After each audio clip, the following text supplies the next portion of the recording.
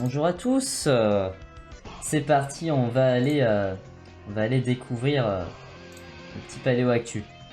L'article qui a interpellé Héron, qui n'est pas présent parmi nous mais qui verra la rediff, je pense que je vais la découper très vite fait. Je vais me donner un maximum de 20 minutes parce que j'ai envie d'avancer sur le dessin en vrai, et sachant que je vais être coupé après peut-être. On va le lire ensemble, et après on va aller regarder l'article scientifique qui est à l'origine. On va le regarder vite fait parce que donc... je sais pas ce qui détermine qu'un article soit disponible comme ça au public. Parce que Nature, la plupart du temps, c'est payant. Mais là, celui-là, il est disponible en entier, mais on va le regarder assez rapidement. On va d'abord regarder l'information déjà vulgarisée. Bon, après, c'est un journal grand public, c'est pas un journal scientifique. C'est juste France Info, donc... Enfin, c'est pas leur domaine d'expertise. Alors, je me rapproche du micro. Je rapproche le micro plutôt. De l'ADN de mammouth retrouvé dans des excréments congelés d'écureuils au Canada. Les scientifiques ont découvert des terriers de rongeurs restés hermétiquement fermés dans le sol depuis des millénaires. Ils ont ainsi pu reconstituer des génomes mitochondriaux, dont ceux de 6 mammouths laineux ayant vécu à différentes époques.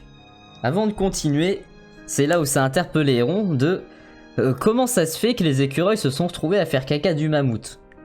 Alors on va découvrir ça, mais déjà, c'est pas des écureuils d'aujourd'hui. Voilà, c'est pas des écureuils d'aujourd'hui, parce que sinon, enfin, comment ils pourraient se retrouver à faire caca du mammouth Enfin, moi, mon hypothèse, c'est genre, bah, c'est les poils. Ils vont pas manger directement le mammouth, mais t'as toujours des poils qui volent et qui se retrouvent dans ta nourriture. Ils mangent dehors. Voilà. Et ça devait être donc des écureuils de l'époque de ces mammouths. Et sinon, donc on parle de génomes mitochondriaux. C'est pas l'ADN directement des mammouths. Je vais essayer de vous faire un petit schéma rapide. Alors il va être... je vais peut-être plutôt vous chercher un schéma de cellules sur internet, ce serait mieux. Donc là, vous imaginez, vous avez votre cellule. Donc là, on est sur une cellule eucaryote. Donc des cellules d'organismes complexes, multicellulaires. Quoique, il y a des unicellulaires qui sont eucaryotes aussi. Enfin, c'est des cellules complexes qui ont un noyau et des organelles. Donc on va représenter en rouge là. Donc là, vous avez le noyau. Donc le noyau, c'est là où vous avez le génome de votre individu. Vous avez globalement l'ADN qui est compacté dans ce noyau. Mais il y a d'autres trucs. Chez les animaux, on va retrouver les mitochondries. Les mitochondries, c'est ce qui aide donc à produire l'énergie. Et donc ça n'a rien à voir avec le génome de l'animal. C'est une mitochondrie. Et c'est ça qu'ils ont retrouvé. C'est-à-dire qu'ils vont pas, par exemple, imaginons, on est en mode Jurassic Park, tu trouves un ADN, tu refais ta bestiole. Là, ils pourraient pas. Parce qu'ils ont pas le génome du mammouth. Ils ont sa mitochondrie. À la limite, ça peut permettre de comparer avec des mitochondries d'autres animaux actuels. Et après, globalement, il y a d'autres organelles. Si c'est un végétal, à la place de la mitochondrie qui va avoir le même rôle, ils vont avoir un chloroplaste qui va aussi aider à produire de l'énergie. Le chloroplaste, lui, pour produire de l'énergie, bah, ça va se faire avec la lumière du soleil. Enfin, avec plusieurs trucs. Donc vous avez la lumière du soleil qui entre par là. Hop, je vais mettre lume pour lumière. Et vous avez également donc le CO2. Et après, ça va produire de l'énergie. Là, la mitochondrie pour les animaux, on va plutôt être sur du glucose. Ou du gras, s'il y a un manque de glucose. Alors je vais vous chercher un schéma quand même qui va être un peu mieux.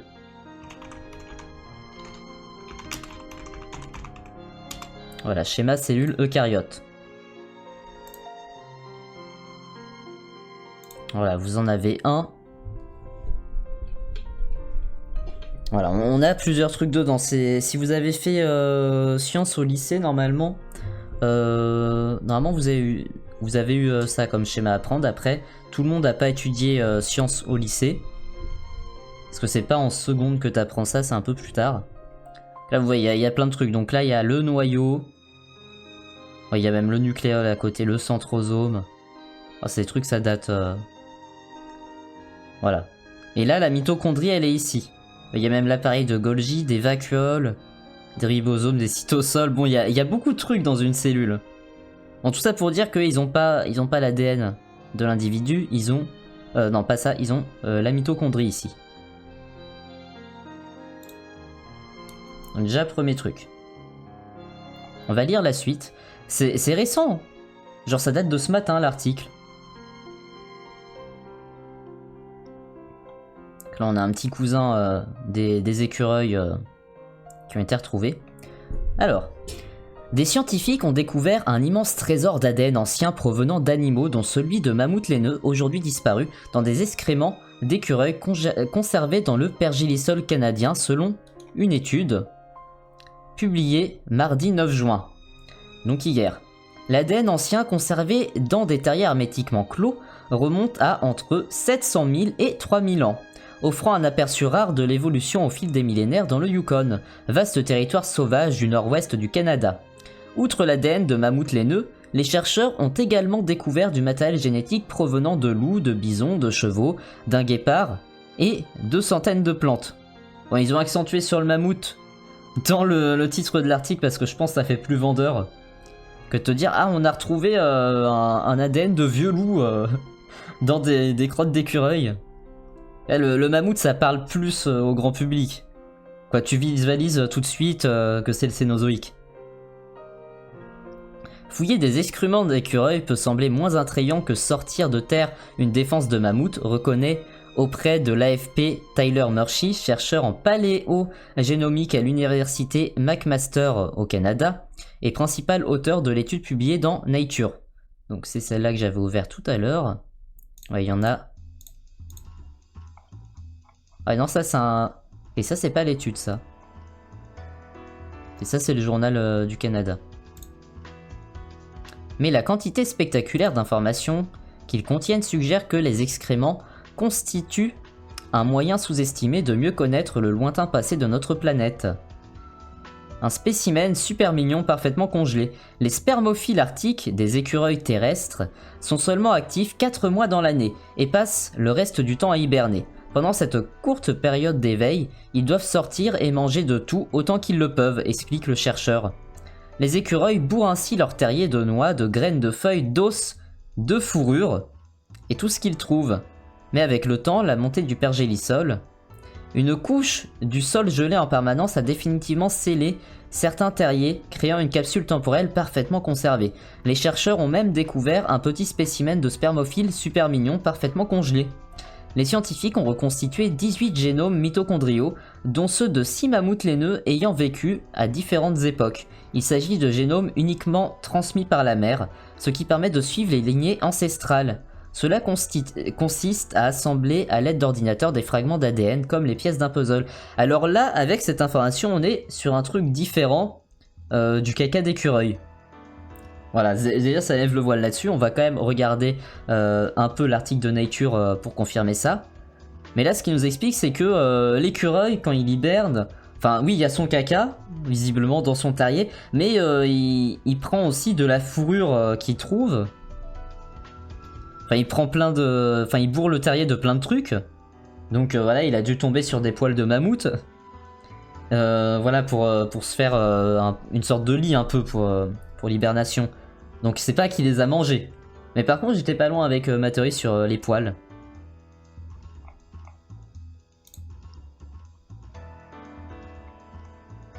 Bon, je pense qu'on va directement regarder Nature parce que je pense que ça va être un peu la même chose mais en pas traduit. Je vais essayer de regarder transversalement un petit peu et de voir si je peux vous traduire des trucs. Oui, déjà dans le titre du Canada, ils disent pas juste les mammouths. Ils parlent de chevaux également. Oui, la différence avec le titre, mais c'est pour ça il faut se méfier des titres. C'est ce que je reproche beaucoup aux journaux. Bah après en même temps ils essayent de faire des titres clickbait pour vendre. Mais le problème étant, enfin du coup c'est un problème de, enfin lié à deux trucs, à la fois les journalistes qui font des titres comme ça, mais en même temps je peux comprendre. Ça marche pareil pour les vidéos YouTube, si t'as envie que les gens cliquent, faut être un petit peu clickbait. Donc finalement c'est pas ça le plus gros problème c'est les gens qui s'arrêtent au titre. Et ça, combien il y en a sur les réseaux sociaux quand tu regardes un journal qui va faire son post et qui va renvoyer vers un lien vers l'article long. Donc t'as juste le titre qui apparaît dans le post et t'as des gens ils lisent pas l'article, ils vont commenter et aller tirer des plans sur la comète sur un titre clickbait. Et coucou Delphi, j'espère que ça va. Donc finalement c'est pas tant les titres clickbait le plus gros des problèmes. C'est la fainéantise des gens. Et encore, à la limite, tu vas d'avoir la flemme de lire un article. Bah c'est pas grave quoi, il y a tellement d'articles, tu vas pas tout lire. Mais dans ce cas-là, du coup, t'acceptes que tu ne connais rien à ce que l'article raconte et tu passes ton chemin et tu commandes pas. Non, finalement, le plus gros problème, c'est que les gens parlent sur un truc qu'ils connaissent pas. Enfin là, tu peux pas commenter tout un article avec que le titre. Ok, donc là on est sur l'article scientifique. Donc là, l'information qui n'est pas vulgarisée. Alors c'est bien parce qu'il y a tout disponible. Tiens, je vous ai pas mis les articles, attendez. Et quand même. Voilà, c'est pas parce qu'on est sur un paléo-actu improvisé qu'on peut pas faire ça bien. Ah! Il a bugué l'article de France Info.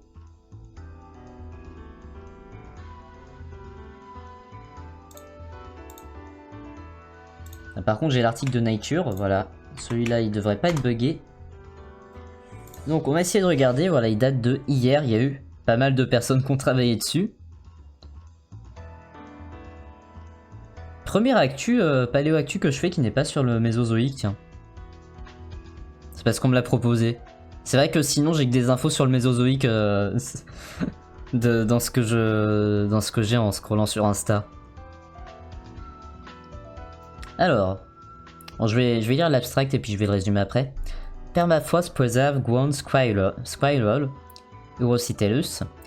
Bureau in Yukon, Canada contain coprolites, paleofacies, that span from the Holocene to at least the Middle Pleistocene.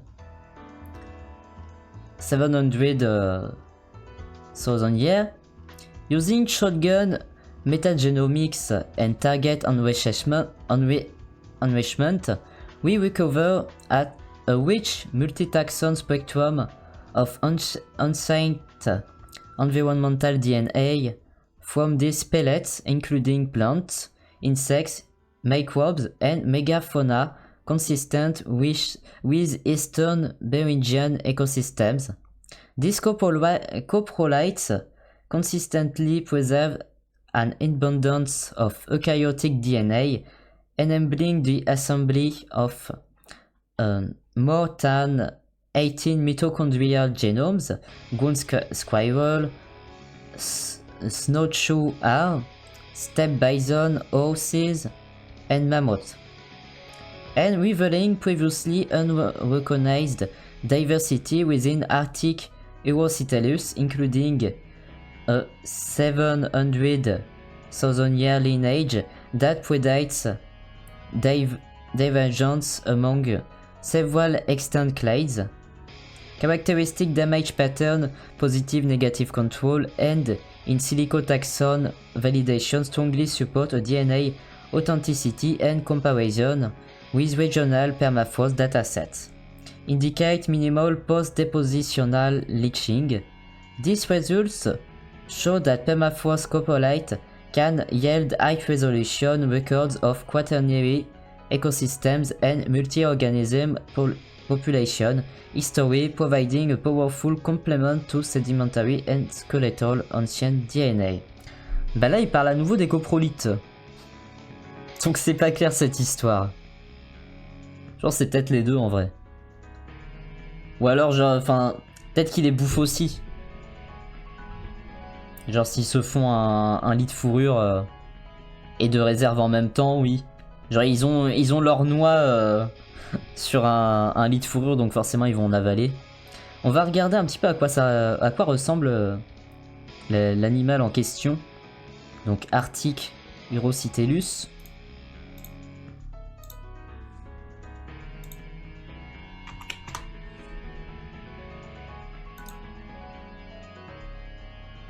Alors là c'est pas lui qui m'aide parce que Arctic Urocitellus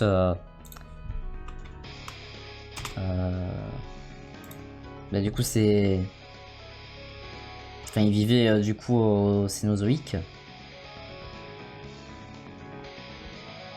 Par contre on a de ses cousins, d'autres Urocitellus, tiens.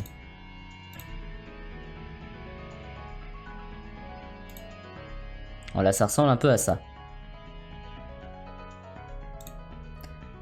Du coup, donc qu'est-ce que le résumé nous raconte? Bah comme l'article tout à l'heure, donc ils ont retrouvé dans la région du Yukon au Canada des coprolites datant de l'Holocène au milieu du Pléistocène, qui correspondent à il y a environ 700 000 ans. Ils ont fait des analyses métagénomiques et ça leur a permis de détecter du coup de l'ADN ancien. Donc ils ont trouvé notamment des trucs correspondant à des plantes, des insectes, des microbes et même de la mégafaune. Donc la mégafaune c'est tout ce qui est... c'est pas forcément genre grands animaux, mais c'est pas un insecte quoi, c'est plus grand. Enfin, mégafaune si, je crois que si c'est les grands animaux. Attendez, on va vérifier que je vous dise pas de bêtises.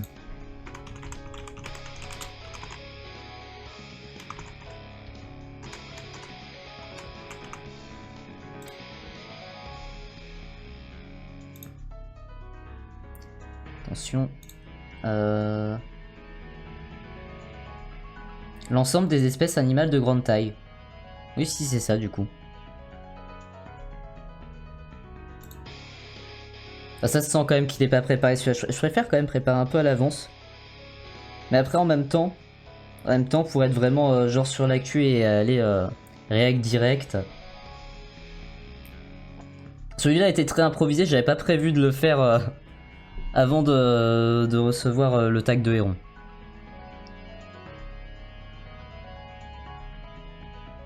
Donc oui, il parle d'ADN eucaryote. Ils ont trouvé donc plus de 18 génomes différents. Donc des écureuils, normal. Snowcho Ar c'est le lièvre. J'imagine c'est un lièvre des neiges. C'est quoi en français? Lièvre d'Amérique, ok. Je maîtrise moins aussi le Cénozoïque. Des bisons des steppes, donc des chevaux et des mammouths.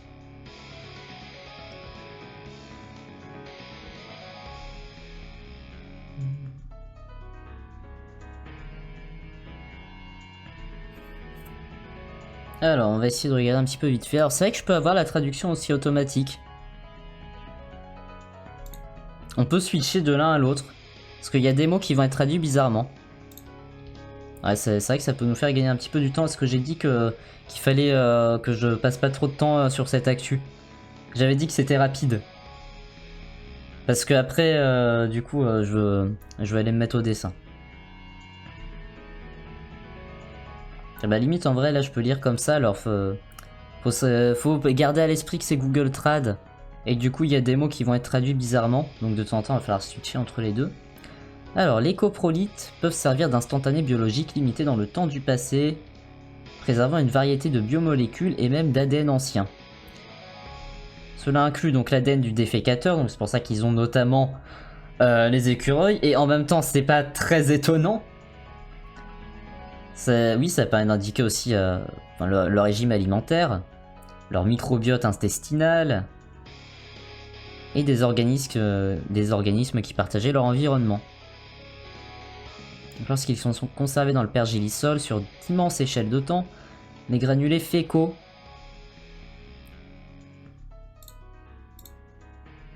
Qu'est-ce qui est traduit en granulés fécaux? Les pellets.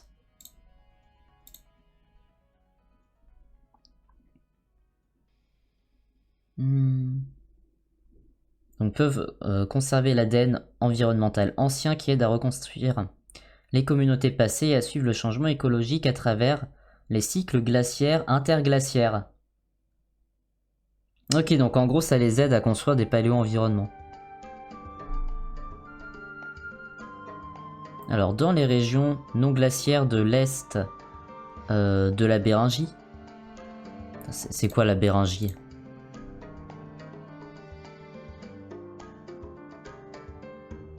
Ok, c'est Beringia.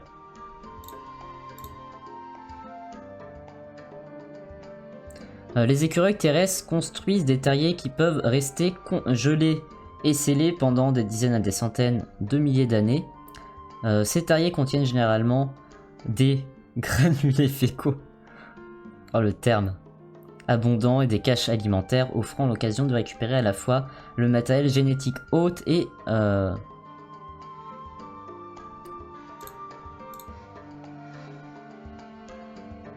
Ok, bon, ça fait une capsule temporelle de taxon.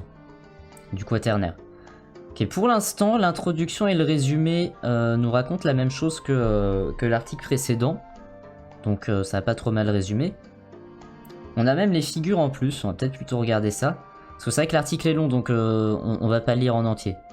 Je vais laisser les liens pour les gens qui sont intéressés et qui ont envie de creuser plus. On a la région où ça a été découvert.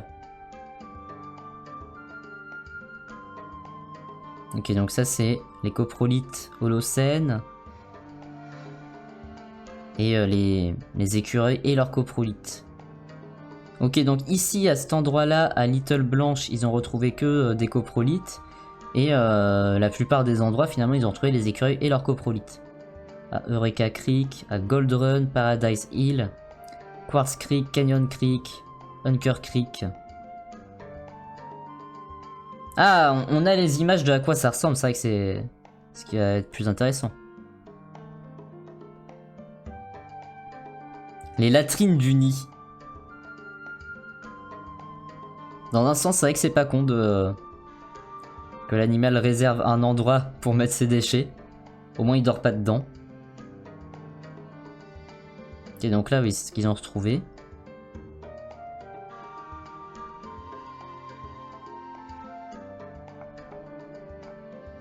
Ok.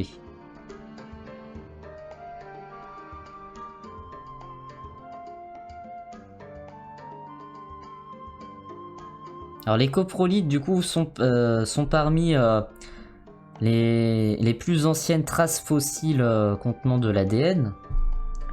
C'est pas non plus très étonnant vu que c'est congelé, t'as quand même plus de chances que quand c'est minéralisé. Quoique, sur des trucs pas si vieux que ça, genre qui ont peut-être moins d'1 million d'années, ça peut arriver d'avoir encore des traces.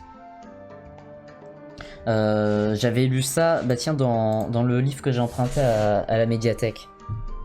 Justement, on va faire une petite lecture. Bon, j'ai pas encore allumé l'iPad, donc je vais pas vous partager direct l'écran, enfin je vais vous montrer après en même temps. Alors c'est à quel endroit l'histoire avec l'ADN? Ah bah c'était là, c'était juste avant là où je m'étais arrêté. Donc voilà. Alors toujours le même livre, hein. Le même livre, donc Paléontologie d'aujourd'hui, édition Écosciences, par Sylvain Charbonnier et Patrick Devévert. L'ADN pour remonter le temps. Le patrimoine génétique d'espèces éteintes subsiste parfois dans les restes fossiles. Depuis le milieu des années 1980, l'étude de l'ADN ancien a ouvert la voie à ce que l'on nomme plus largement la paléogénétique et dont les champs d'application sont nombreux. Depuis 1985, il est devenu possible, grâce à des techniques de biologie moléculaire de plus en plus performantes, de récupérer et d'étudier l'ADN conservé dans des restes anciens. Bien que dégradé et fragmenté, il est parfois préservé dans des tissus mous, momies naturelles ou artificielles, animaux taxidermisés ou des tissus durs, os, dents, qui constituent un matériel particulièrement abondant dans notre discipline. Les applications sont nombreuses aussi bien en paléontologie qu'en archéologie. Ces données sont utilisables pour l'identification d'un individu dans des contextes criminologiques ou historiques, la détermination du sexe, la mise en évidence de relations de parenté entre individus au sein d'une sépulture collective par exemple, et la paléopathologie pour identifier des maladies génétiques non décelables sur les ossements. Elles servent également à retracer les migrations des populations, les origines de la domestication d'espèces animales ou végétales, ou à établir des phylogénies moléculaires combinant à la fois des séquences actuelles et anciennes. Ainsi, depuis les années 1990, les travaux sur l'ADN de mammouth se multiplient et ont montré une parenté étroite entre les mammouths et les éléphants d'Asie. Par ailleurs, et malgré des problèmes de contamination particulièrement délicats, les nombreuses études entreprises sur des restes d'hommes préhistoriques néandertaliens et dénisoviens permettent d'envisager pour les années à venir une connaissance plus intime de nos origines. Voilà, hop, je vous montre en grand. Il y a même un fossile de mammouth là, en photo. Voilà. Bon, du coup, ça date pas d'hier le fait de retrouver de l'ADN de mammouth. Mais là, voilà, ils en ont retrouvé donc dans les coprolites. Alors.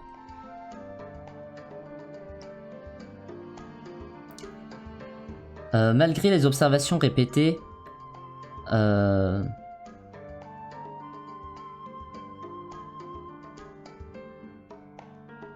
des potentielles biomolécules, les coprolites continuent de constituer une petite portion d'échantillons d'ADN. Une raison pour cela est que les coprolites occupent un espace biochimique intermédiaire entre les tissus durs, dans les tissus mous peut-être, discrets tissus, entre les tissus et l'environnement dans lequel les substrats d'ADN sont disséminés. Ils ne sont pas toujours identifiables, ni très faciles pour faire un lien entre la source et du coup le caca.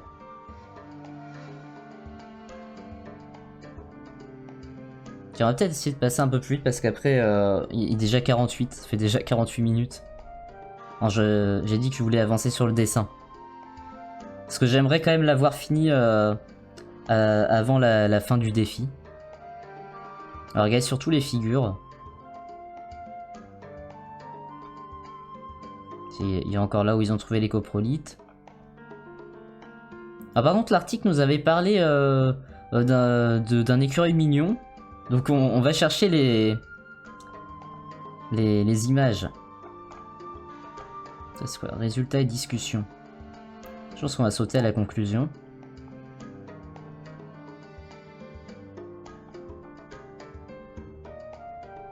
Mais je vais essayer des moments de me caler un paléo actu un peu plus travaillé. Genre tous les 1 à 2 mois. Attendez. Attendez, il y a une classification d'ADN. Ah, c'est les échantillons. Et là, c'est les coprolites d'écureuil. Et le sédiment dans lesquels sont contenus les coprolites. Ils n'ont pas juste étudié que les coprolites. Ah, ils n'ont pas tué que des coprolites d'écureuil, mais aussi de lièvres. Ok, donc ça, c'est les coprolites. Et donc, ça, c'est ce qu'ils ont retrouvé, j'imagine. Donc là, ils ont retrouvé plutôt du lièvre, donc ça devait être... Oui, bah c'était un coprolite de lièvre en même temps. Donc c'est normal qu'ils retrouvent surtout des ADN de lièvre. Ah oui, tiens, oui. Donc dans les coprolites de lièvre, donc ils ont trouvé les ADN de 3 espèces différentes de lièvres. Les pyrodidés, les puces et Americanus. Ils ont retrouvé des traces d'hommes. Il y avait déjà le genre homo, ils ont retrouvé aussi des bovins. Et des oiseaux aussi.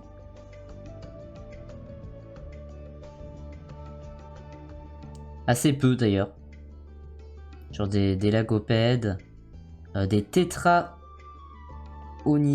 et des phasianidés. Je peux pas vous éclairer là-dessus. C'est vrai que je m'y connais plus sur les animaux du Mésozoïque.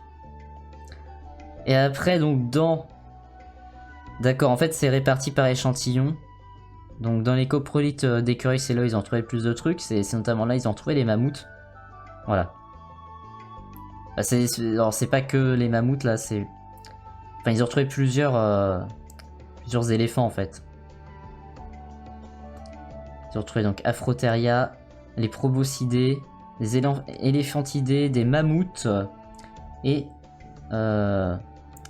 des mammouths primigenius. Plus c'est sombre, plus ils en ont retrouvé, donc c'est pour ça aussi que l'article parlait quand même pas mal de mammouths. Parce qu'ils sont quand même en bleu sombre, mais c'est pas ce qu'ils ont retrouvé le plus, c'est plutôt des éléphantidés d'ailleurs.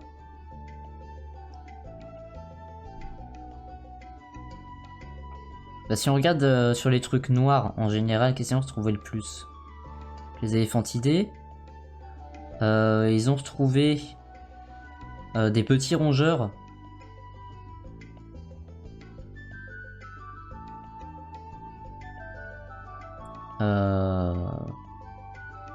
Surtout d'autres petits rongeurs.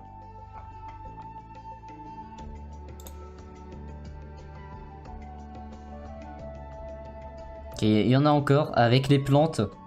Bon, mes connaissances en plantes, c'est encore moins. On va essayer de regarder direct la conclusion, de trouver d'autres images. J'ai pas vraiment les connaissances nécessaires pour pouvoir vulgariser ça.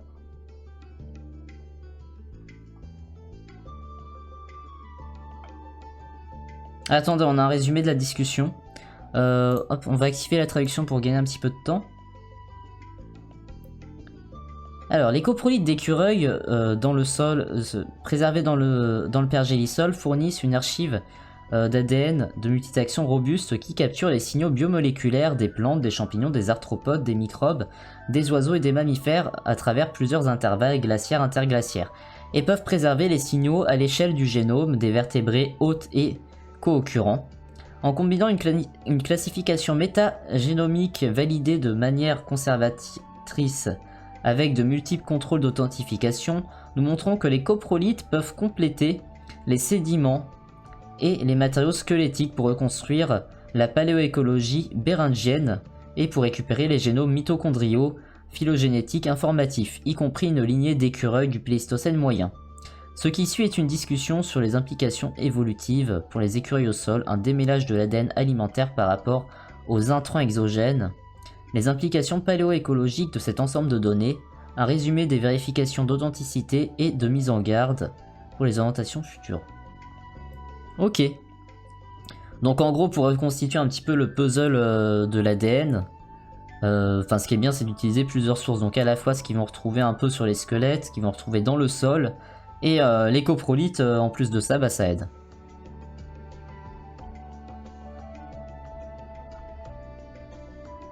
Bon là, si j'ai bien compris, la suite elle va se concentrer surtout sur les écureuils.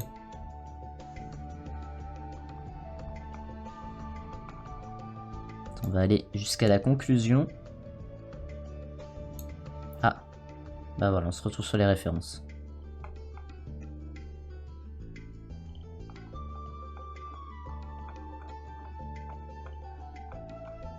On va regarder dans... Bon, on n'a pas de photo du coup de l'écureuil congelé. Là non plus. Ah, attendez. Est-ce que ça va être un autre article? On est sur un site universitaire là. Master University. Oh! Attendez, il y a une vidéo. Il y a une vidéo, ça va être plus facile. Ah si, on va peut-être voir là des images là. Comme on a des images là dans le Yukon. Ça a été un peu plus vulgarisé quand même.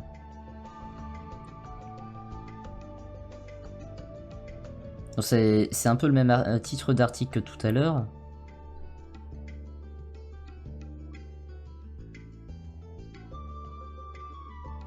Regardez la vidéo. T'as juste enlevé le son ici. Alors on est où? Là.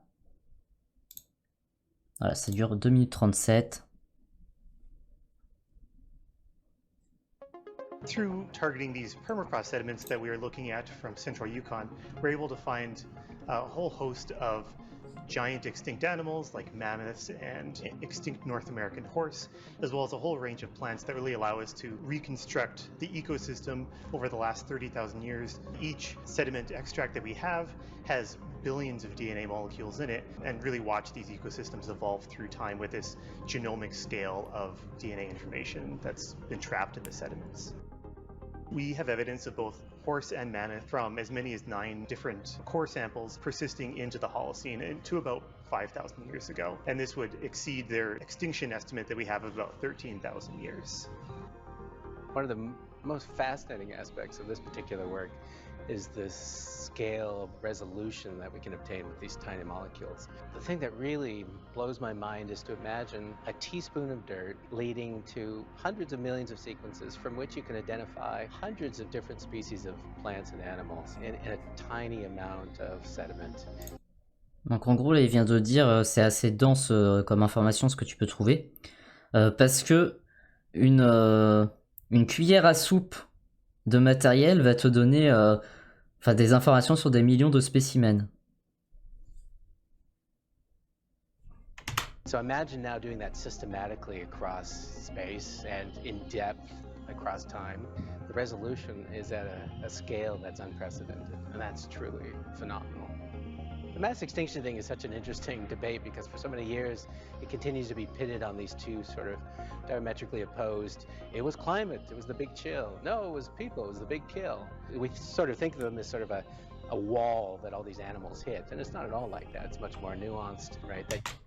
Donc ça leur permet d'essayer de comprendre l'extinction du coup de toutes ces espèces au Cénozoïque.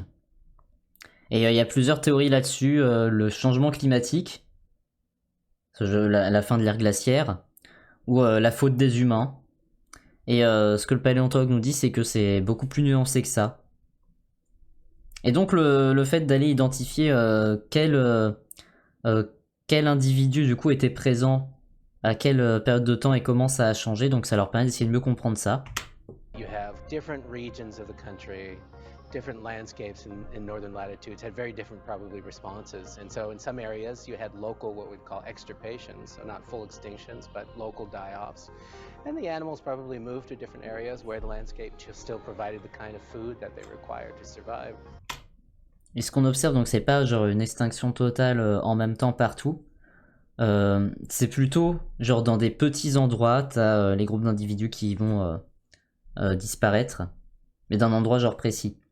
Et donc ce qui explique c'est juste genre il y avait plus dans l'endroit précis ce qu'il leur fallait pour survivre. I guess then environmental DNA has a huge wealth of life history preserved in it, and it's really kind of to some degree an untapped resource of realizing that we don't have to just kind of wait around until we find bones of, say, a mammoth. We can just sample some sediment and reconstruct their genomes and try to look at population dynamics of organisms through time just with these environmental molecules, and this can really help us understand environmental change through time and really help us understand kind of our ongoing environmental changes and how that might change our planet into the future.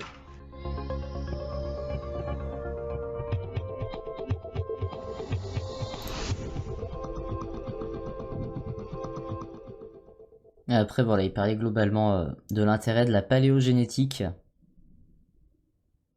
où ça te permet du coup, en récoltant peu de choses, d'avoir beaucoup d'informations.